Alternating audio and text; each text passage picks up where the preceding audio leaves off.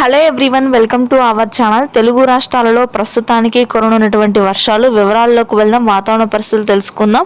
వాటన్నింటికంటే ముందు మీరు ఇంకా మన ఛానల్ కనుక సబ్స్క్రైబ్ చేయనట్లయితే వెంటనే సబ్స్క్రైబ్ చేయండి. ఇక వివరాల్లోకి కనుక వెళ్ళినట్లయితే రెండు తెలుగు రాష్ట్రాల్లోని కొన్ని ప్రాంతాల్లో మాత్రం ఉష్ణోగ్రతలు పెరిగితే మరికొన్ని ప్రాంతాల్లో ఆకాశం మేఘావృతమై వర్షాలు నమోదవుతాయి. ప్రాంతాల వారీగా చూసుకున్నట్లయితే మధ్యాంధ్ర, గుంటూరు, కృష్ణా, కోనసీమ, విశాఖ, విజయనగరం ప్రాంతాల్లో రానున్నటువంటి 2 రోజుల పాటు ఉష్ణోగ్రతలు పెరిగినప్పటికీ మార్చి 17, 18, 19, 20 తేదీల్లో మాత్రం వర్షాలు నమోదు కానున్నాయి. ముందుగా మధ్యాంధ్ర, గుంటూరు, కృష్ణా ప్రాంతాల్లో వర్షాలు కురుస్తాయి. నేరుగా శ్రీకాకుళం, విజయనగరం, విశాఖపట్నం, తూర్పుగోదావరి, పశ్చిమ గోదావరి జిల్లాలకు విస్తరిస్తాయి. అయితే ఈ వర్షాలు భారీగా ఉండవు. మోస్తరు వర్షపాతం, తేలికపాటి జల్లులు మాత్రమే ఉంటాయి. గంటకు 60 నుంచి 70 కిలోమీటర్ల వేగంతో ఈదురుగాలులతో కూడినటువంటి అడపాదడపా వర్షాలు మాత్రం నమోదవుతాయి.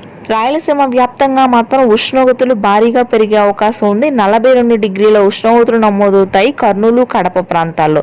చిత్తూరు, అనంతపురం వ్యాప్తంగా కూడా ఉష్ణోగ్రతలు భారీగా నమోదవుతాయి. తెలంగాణలోని అన్ని ప్రాంతాల్లో పొడి వాతావరణమే కొనసాగుతుంది. ఉత్తర తెలంగాణ భాగాల్లో మాత్రం చిరుజల్లులు 1-2 చోట్ల ఉంటాయి. మినహాయిస్తే పొడి వాతావరణం. Thanks for watching this video.